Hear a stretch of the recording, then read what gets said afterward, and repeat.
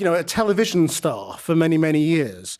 A man who's collaborated with all sorts of very successful comedians as well, from Rob Newman to Michael Gove, would you believe? Well, we might talk about that a little later on. But if you're younger, if you are a millennial, or even younger than that, you might just go to Twitter and look up David Baddiel, and all it tells you about him is Jew. Just explain that as your biography. Well, I think quite a long time ago when I joined Twitter, I remember being told by the journalist India Knight that Twitter was wonderful, that it was like a cocktail party of all your favourite people all talking together. And for about 5 minutes, it was. And I had to do this thing of coming up with a biography. And I wanted to keep it short. And also, I've always found the word Jew funny. It is something extremely funny about the word. The funniness of it is complex, and we can unpack it. But I think probably as a sort of default thing in my head is like, how can I describe myself in a funny way? I'm going to use the word Jew. Now, there's also something else going on there, which is very complicated because, one, I'm not religious.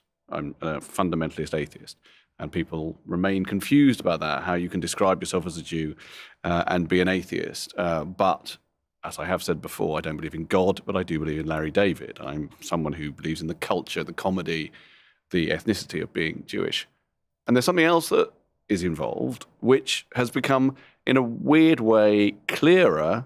That one word, its meaning to me has become clearer as my time on social media has continued, which is it's a kind of fuck you to anti-Semites, because there are quite a lot of people, it turns out, who would want me to be ashamed of that ethnicity, or at least not, perhaps more complicatedly, not to be calling attention to it. There are Jews who would want not to call attention to it. And I've never understood that.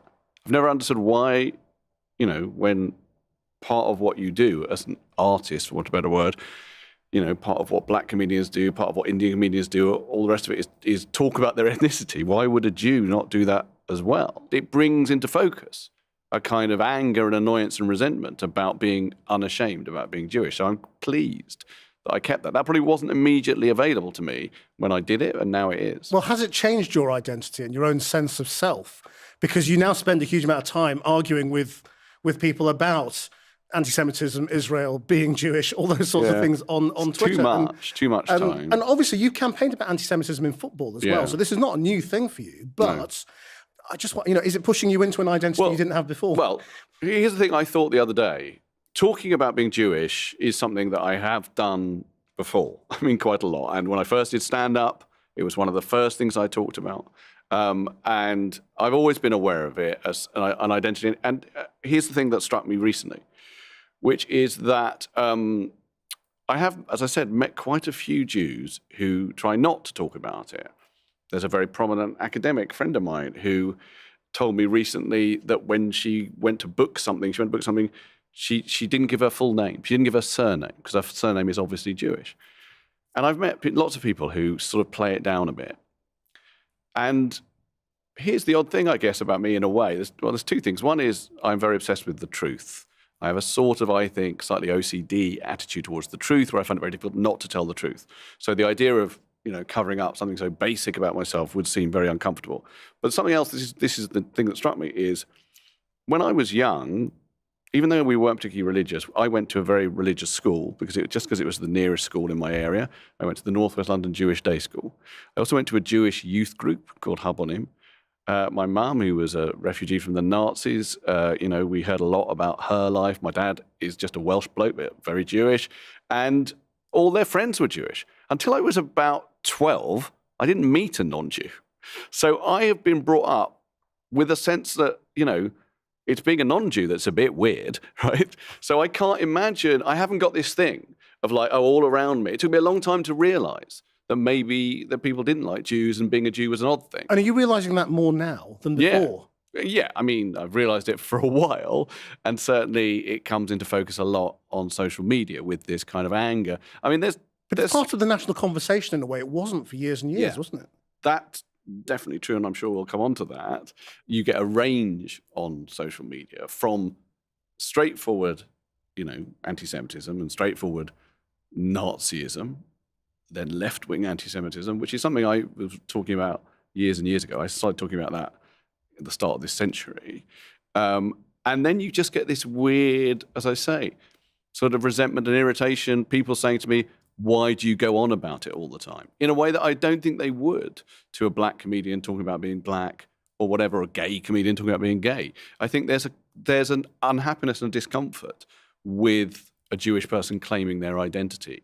In a time when identity politics and identityness is a massive deal, there's still this uncertainty around Jewishness. And to go into where we are now, I think that's to do with the weird status, which I have talked about elsewhere, of the Jew in popular culture. Everything to some extent in popular culture is defined, I think, by the left. Even though there's, the right is much more resurgent than it was, the left still to some extent define popular culture. And the Jew has an odd status for the left because the Jew is both someone who, a culture that was extremely oppressed, whatever, but also, in some versions, extremely powerful and privileged and controlling the world and whatever. We are the only ethnicity that has this double think surrounding it. You could tell me in a moment that I'm wrong and that something it happens to Indians as well. I don't know. No, well, not particularly. I mean, I think not in the same way. Not in the same way. I don't think so. There's not a sort of endless trope of it. So that this double-edged pincer movement of racism that Jews get, where they can be low status, they can be dirty and thieving and stinking. They can also be secretly in control of the world, and that creates this weird thing whereby I think, on a very simple level, talking about being Jewish isn't as cool as talking about being black or being gay or whatever, because aren't you the man to some extent? Aren't you to some extent the person who's in control, and therefore do we want to hear about you? The response to you from a lot of people is, no, it's nothing to do with your Jewishness. It's nothing to do with your religion or your ethnic background. It's to do with Israel. And that's what we want to debate. That's what we want to be able to say we don't like or don't approve of. And if we attack Israel, you think we're attacking you for being Jewish. Maybe. I mean, the whole Israel thing, as I've said many times, I have nothing really to say about Israel. Because you're not and the expectation that I should have something to say about it is racist. I get many, I, for a while, handed out an award on Twitter, which was called Bring Israel Palestine Into Its Some Fucking How Award. I would be tweeting about my mum and dad, and someone would be saying, what about all the mothers and fathers who are dying in Palestine or whatever? And that's racist because Adil Ray, the comedian Adil Ray, he could tweet about his mum and dad and no one will say, what about human rights in Saudi Arabia? That won't happen. Certainly won't happen from the left. Collective responsibility of Jews for the state of Israel obviously is racist. But I think something that occurred to me again fairly recently is there's an incredible amount of confusion at the moment about what anti-Semitism is. And it's really weird in itself, isn't it? Because it should be something that's really obvious. It should be really obvious, but it's not. And that's partly because of what I said, which is the double thing that surrounds Jews, but it's partly because of where we are now with identity politics. Because if I was to write a book about, the left and Jews, and all these people at the moment are saying, they're anti-Semitic, the left and the Labour Party are anti-Semitic, whatever. They're not straightforwardly anti-Semitic. They're certainly not. And lots of them just aren't anti-Semitic. But here's what is happening. At a time when identity politics is extremely valued, and certainly progressive people would be worried and very concerned that they never give offence to anyone from an ethnic minority. Certainly no one would never want to offend anyone who was black or brown or gay or whatever. Jews don't count. That's what I would call the book, if I was to write a book about the present condition of Jews within identity politics. I mean, you may have seen these ethnicity forms that you get. Sometimes you get them when you go to the doctor or you go like at my kid's school or whatever. And they've got like loads of things on them, loads of different religions and loads of different colours, whatever. And Jewish is not on them. And in fact, sometimes I write Jewish on them. In the other, you tick other and say Jewish. I cross out other and I write Jewish because other seems to be a downgrading of that identity. And what I mean by Jews don't count, and if we're going to talk about Israel, the present massive and rather stupid row about the IHR, whatever it is, definition, all that, the key element in all that is not really that the Labour Party dragging its feet about that or changing the definition or whatever demonstrates that they're anti-Semitic. What it demonstrates is that they are more concerned that that there should be very allowable free speech on Palestine, including what might be considered quite extreme views about Israel having a right to exist or whatever. They are more concerned to preserve that than they are about offending Jews. That has to be put in the context of a culture where offending minorities is considered very important, and yet somehow or other that isn't so important. But do you think any of the attacks on Labour and Jeremy Corbyn specifically have been just politically motivated? Has anti-Semitism been used by people to attack the left, do you think? Probably. I don't really know the answer to that. I can only speak for myself. And I've been writing about anti-Semitism and the left. I wrote an article in 2011 for the Daily Telegraph called How Anti-Semitism Entered the Zeitgeist, which has nothing to do with Jeremy Corbyn. And as for myself, I am not interested in the state of Israel. It's a foreign country, and it says very little to me. In my film, The Infidel, which was a film about a Muslim who discovers that he was born a Jew, adopted and born a Jew, there's a bit where he goes to a Jewish guy who lives on his street to try, and he says, look, what is a Jew? What are they? And he tries to explain to him all the different types of Jews, because, of course, there are many different types. And one of the things he says is about Israelis. He says Jews without angst, without guilt, so not Jews at all, really. And that's true. They seem like mad kind of Latino gun-toting settlers to me at some level, Israelis. They're macho, and I don't associate that with Jewishness at all. So I don't feel any kind of real connection with that country. And yet I see anti-Semitism from the left. So that's weird, isn't it? Because the people on the left would say, well, some people would say, it's all just a cover for stopping criticism of the state of Israel. And yet I'm not interested. To be honest, I think it's totally fine for, say, people with very strong Palestinian sympathies to say the state of Israel should not exist. I don't think that's necessarily anti-Semitic. So here I am saying those things, and yet there definitely is anti-Semitism on the left. But you all get rolled together, don't you? If you attack anti-Semitism within the left, you get branded a Tory, a Blairite, whatever it is. Online, on Twitter. On Twitter and on social media. Yeah, of course. Yeah, of course you do. And I'm not part, and very few Jews are really, and again, this is a trope, of some secret plot to bring down Jeremy Corbyn. No one has come to me and said, we're having a meeting, it's us and all the other blokes around that table that Mir 1 did a mural of, and part number 2 on the agenda after control of the banks is bringing down that bloke with his allotment in Islington. No one's done that. So all I can say is that it's just my personal response is that I've seen anti-Semitism from the left. And I'm certainly brought up to be left-wing. I now consider myself kind of no-wing.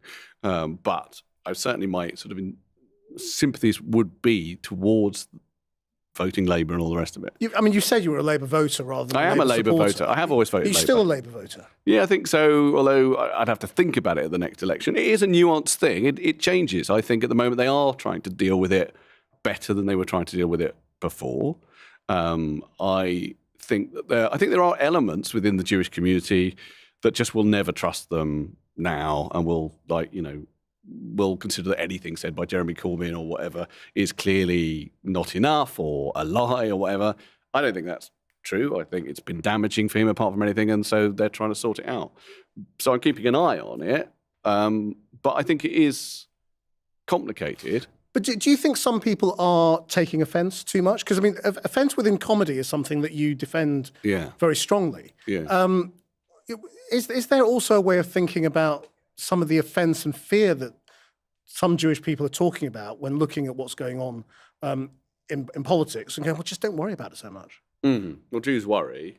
They do worry. To be fair to Jews, they have a reason to be worried, which is they all come from a background of fear. My mum was born in Nazi Germany. She has a swastika. She had a swastika stamped on her birth certificate. The playing of the Holocaust card is a bit of an issue because I can feel that if you talk about that there's a slight element of Holocaust fatigue that can come in with people who think like, but I think, no, I don't think, I think the fact is my generation is still rooted because of our parents and our grandparents in the knowledge of that being real. So when you see Jewish newspapers and Jewish people saying, people are genuinely thinking about leaving the country if Jeremy Corbyn is elected prime minister, Yeah. do you get that? I get it. I wouldn't do it. I think it's, I get the anxiety. I think the anxiety should be understood. Genuine. And it's genuine. I mean, sure, there are some people for whom it isn't genuine, and there are some people who are overreacting. And there are some people who probably at some level, love the drama of it at some level and all that. But I think it is real. We will move on, but just before we do, I mean, do you think Jeremy Corbyn is anti-Semitic? Well, that's a question I get asked quite a lot. I have no idea. I've never met Jeremy Corbyn. I think definitely in the front of his brain he is not anti-Semitic. He certainly has a self-image of himself as, extremely anti-racist, and that's good. I am prepared to believe definitely that as far as his mindset goes, he is not anti-Semitic. I do think that he in particular, having spent a lot of time fighting the good fight for Palestinian rights, feels that the ability to say whatever you need to say, which can include quite extreme opinions about the state of Israel, trumps the sensibility of Jews. You mentioned this almost sort of pathological desire to confront the truth all the time. I mean, that is a nightmare on social media, isn't it? I mean, what have you discovered about doing that on social media and what it invites and who you encounter? Well, that's a very good question. Well, in terms of this being called Ways to Change the World, I was thinking about that because I'd forgotten that when I said yes to doing this. And then someone said to me, they quite like it if you've got some ideas about how to change the world. And then I thought, well, I don't. But that says something about me because I'm not a person of manifestos. I'm not a person. Essentially, I'm not a political person at some level, even though I talk quite a lot about politics now. And that's partly because politics has gone mad. Like 15 years ago, I didn't want to talk about politics. It was really boring. It was just like Tony Blair and John Major and what, I don't know. But suddenly now politics is a very extreme place. And so I do want to talk about it. And that, I think its extremity has a lot to do with social media and to do with technology that has created a very polarized world and a very extreme world. So I feel I want to talk about that. But in terms of what I was saying about ways to change the world, is I think my job, or what I want to do, is to observe, is to sort of express as best I can complicated, comic things about the world, to notice things. And if you do that, it's not your job to change the world. It's your job to observe as the world is changing. But I guess if I was to try and come up with anything, it would be that. It would be to try and find a way of creating more truth in the world. Because weirdly, the technology has done the opposite, in my opinion. It's a very strange thing in that you might think before it all happened that if someone said to you, we're going to create a world in which suddenly everyone can share everything. Everyone can tell everyone all about themselves. They can video it. They can put it online. So everyone can communicate, like mass communication beyond anything you've ever seen. You would think, oh, well, mathematically, that must lead to more truth in the world because we can see everyone. It's led to less truth in this weird way because what's happened is, I think, is that the very fact of putting things down, of writing everything down or showing everything in an edited or clipped way creates a curated world in which everyone wants to have a version of themselves out there that is not actually the true one. Not for everyone, obviously, but for a lot of people. Life is much more whispery and nuanced and abstract than this technology would have us believe.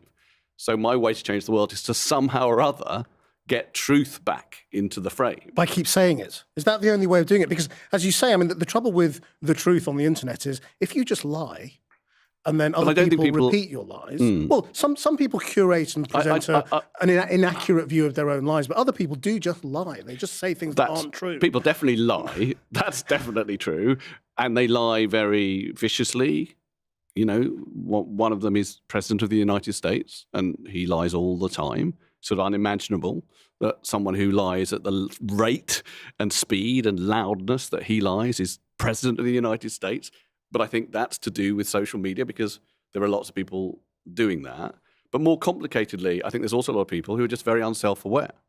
I mean, really. I mean, self-awareness is a big deal for me. I'm sort of like obsessed with trying to be as self-aware as I possibly can. I'm sure there's lots of people out there who think, oh, yeah, well, I think this about him and he's got this other image of himself. But I just am very obsessed with like trying to match up the image of who I think I am in my head with some real idea of me for whatever reality is. And it's partly because I see on social media all the time and on, people presenting a version of themselves that I think they do believe that is not a lie, but that is not true either. It's just the version of themselves they want to believe. So actually, this has made the internet and social media extremely bad for us, hasn't it? I mean, well, some of it's really bad. Some of it's absolutely brilliant. We hear about all these terrible people and hear some really extreme examples of it and whatever. But also look at how funny people are and in reaction to this, and look at how there is a sort of, space in which there's a kind of communal reaction to terrible things that happen, terrible things that are said, and that feels comforting. It feels great. Do you look for joy and funny things on the internet? Oh, I see it all the time. I do, and that's really the only reason I keep going with it, because obviously I do get attacked a lot, although I've been attacked so much, I have created a show about it, and people sometimes say to me, oh, why do you put up with all these trolls? And the real reason is material. Yeah. They'll be making you money. That's going to wind them up massively, isn't it? Making me money, and although possibly that's anti-Semitic that you brought that up, but they will. But they, when someone says something horrible about me on social media, most of the time, I might have a stab of sadness and upset or whatever, and then I think material. How can I make this funny? And that does come from years and years and years in clubs.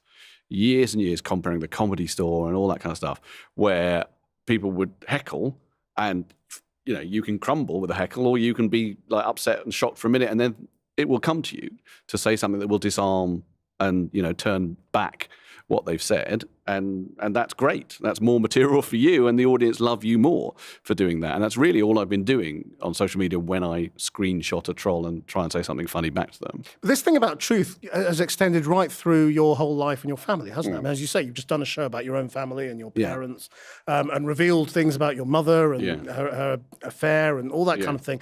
I mean, where does that come from? I mean, is it just thing. Yeah? I don't absolutely know. I actually think, and I will probably get criticised for this, it's an on the spectrum thing. And people will say, oh, you don't know what you're talking about with that, and it's offensive. But I feel it as that. I feel it as something I can't quite control.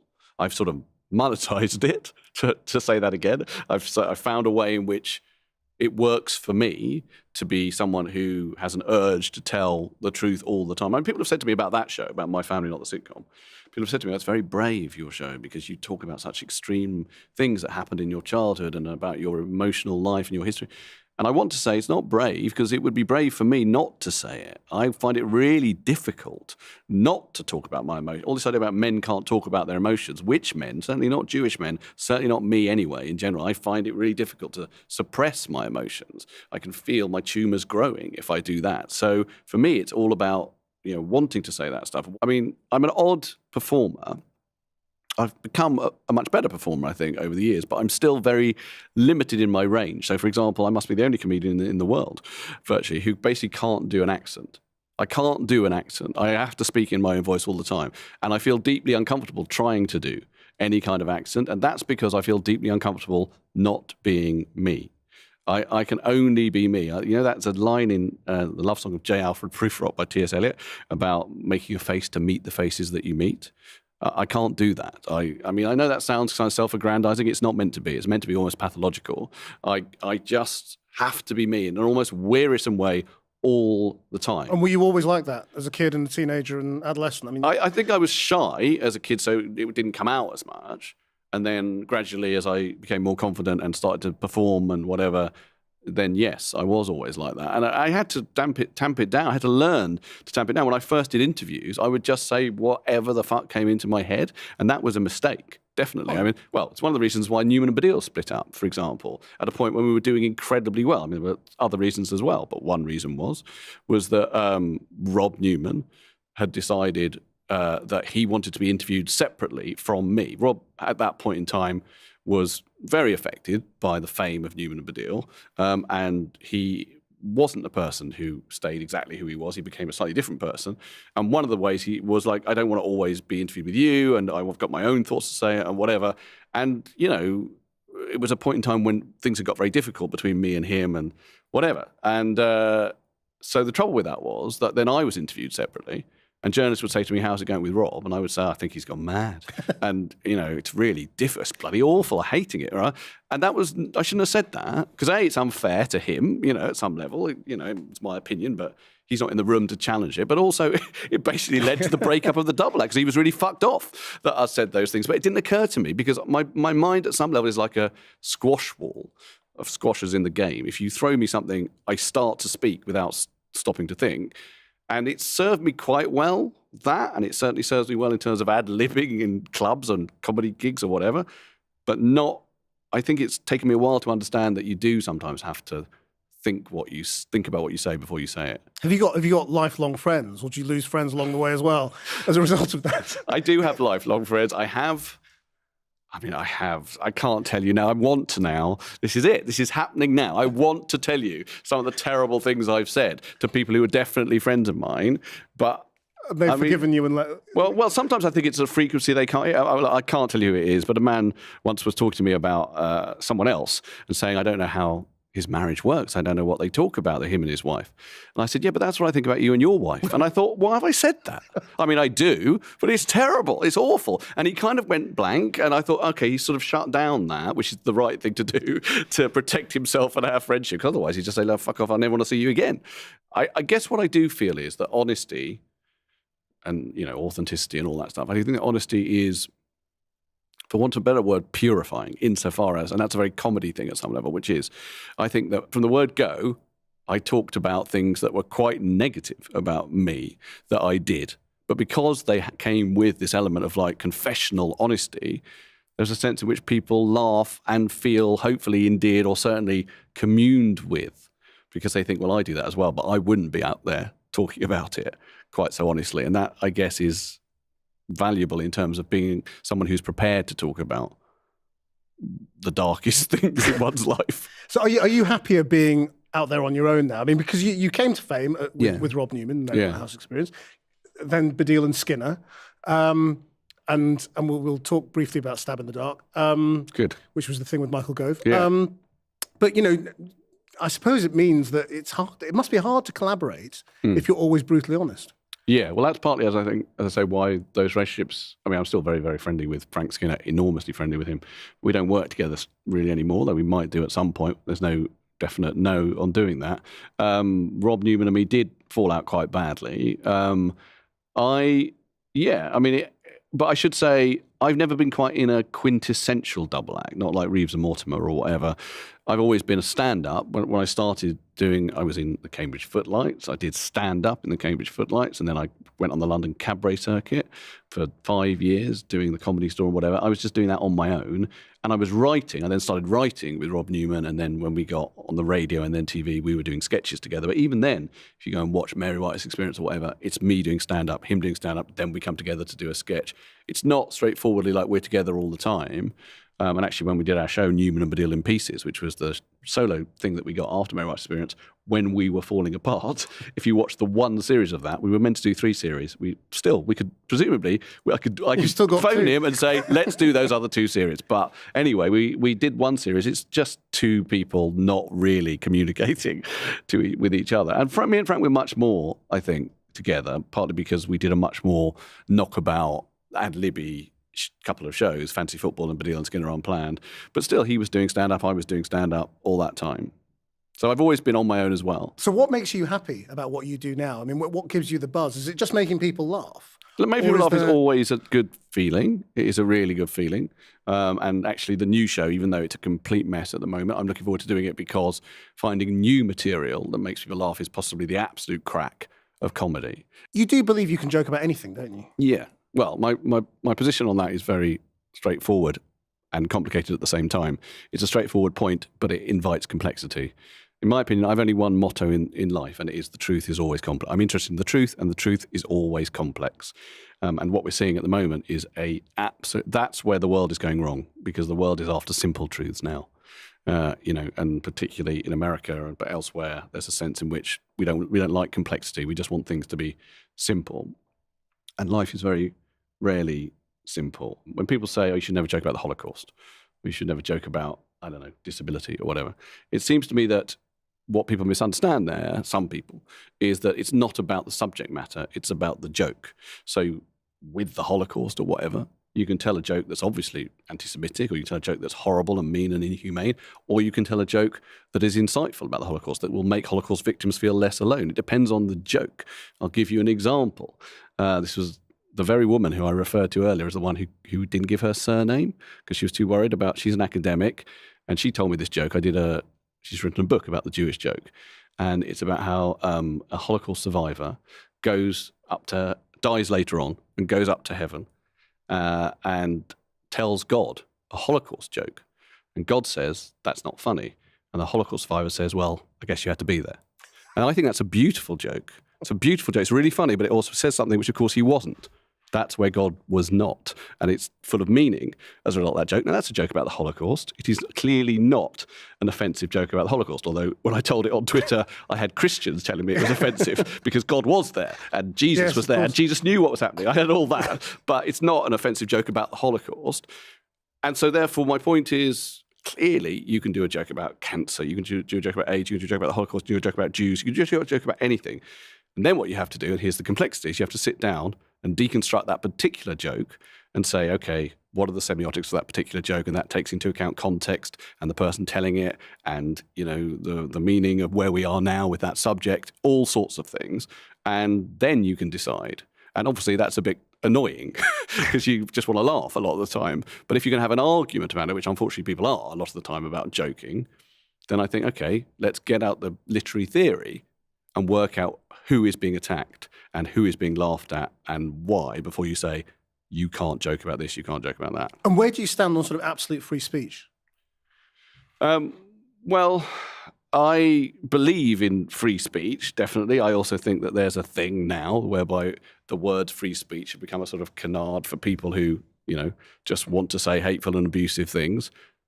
So that's my point. It's the same thing as with jokes, really, which is, yes, you can speak about anything, and then we have to look down and think about what you're saying with your free speech, and if it's hateful and abusive and, liable to lead to people being made unhappy or attacked, then you shouldn't say it, or you should certainly be closed down for saying it. You should be closed down. Yeah. Well, if you're saying something, I'm not saying something very complicated here, which is that the law would say that, there are things that incite violence and there are things that incite hatred and whatever. And those things, I think in a way, what I'm saying is that if you're going to say those things, then you need to be able to have someone examine them and say, what is it that is meant here? And here is the person or peoples being attacked. But what's going on in university campuses and things like that here and in America is not just about the law, is it? It's not just about incitement to violence. It's people who... groups of students or whoever might just say, we think they're objectionable, we don't want those views in our face, we find them offensive. Yeah, well, I don't agree with that stuff in general, but even that needs to be seen in context. It's a corrective to some extent. So when there are, people coming to campuses who are apparently going to say racist things or going to say misogynistic things or or transphobic things or whatever, then I think that although there is an overreaction to that, I think the overreaction needs to be seen in context. In terms of the fact is that those groups have been marginalized and disenfranchised and attacked for a very long time. And so it's a not dissimilar in a way to what you were talking about Jews before, which is I think you have to remember the history. When people say Jews are being oversensitive, but remember the history, and that history is implanted culturally and emotionally in Jews. And similarly with all people who might feel that when Milo, whatever his name is, comes to a campus, in America, and he's going to say things that are horrible about, I don't know what he says really, but about various minority groups. Yeah, I think he should be allowed to speak at some level and mocked. That's what I really think. I think he should be like the trolls and me on Twitter. He says the stupid thing and then he's mocked for it. But I do understand why people might say we don't want him here.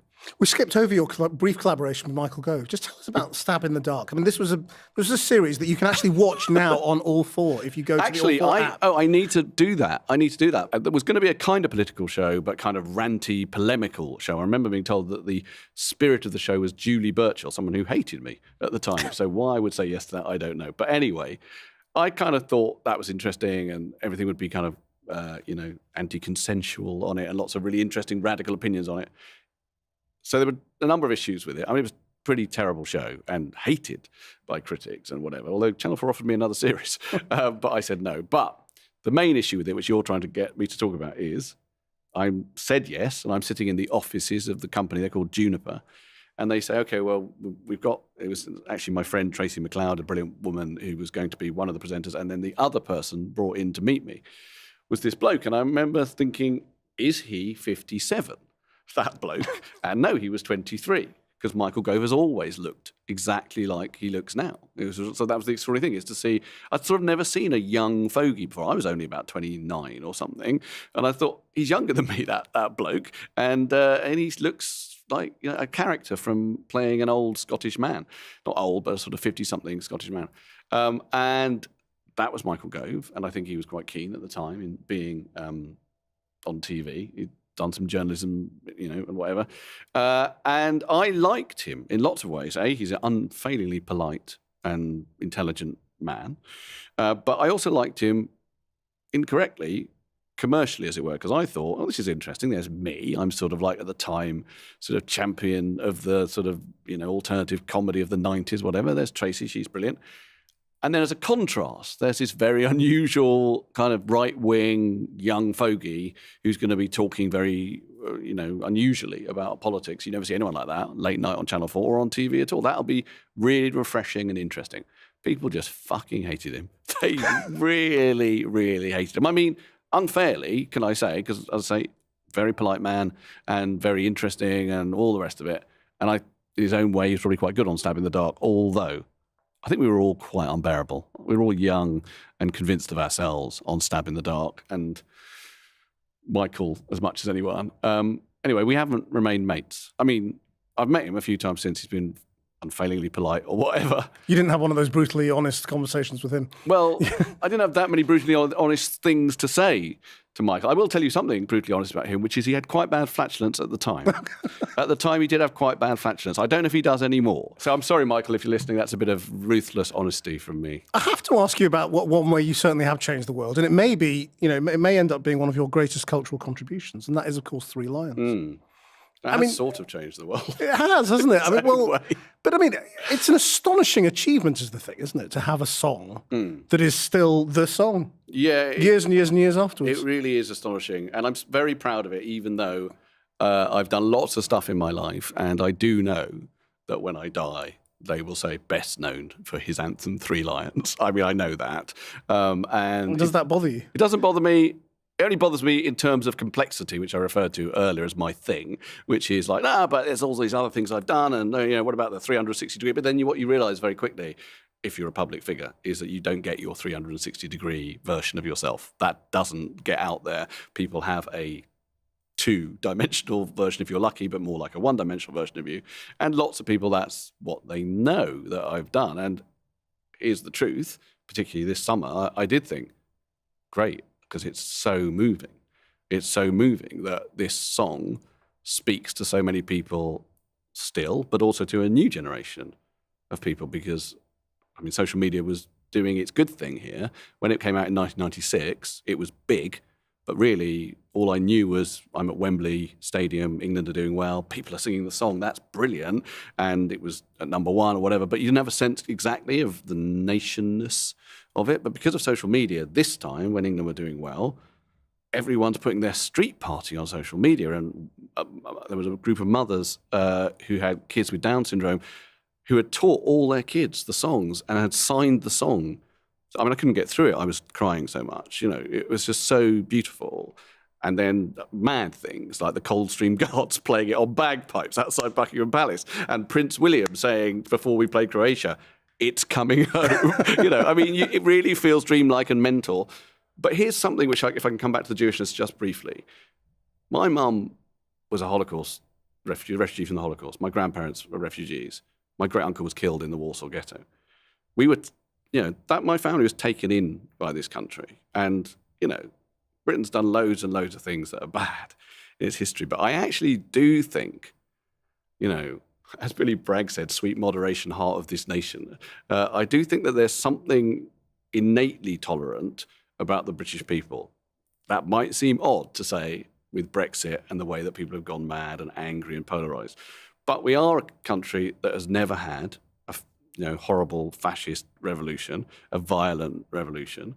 We are a country that has never had Nazism or Franco or all these things that you get in lots of other countries, and that has welcomed, both of us know this, has welcomed other cultures and has assimilated and all the rest of it. And so therefore, for my song, written with Frank Skinner and Ian Brodie, another Jew, Frank Skinner, a Catholic, for our song to become, as it were, the unofficial national anthem of England, I think it created a kind of vulnerable patriotism, Three Lions, because the song is about losing, really. The song is about how we're going to lose, but we hope magically that somehow we won't.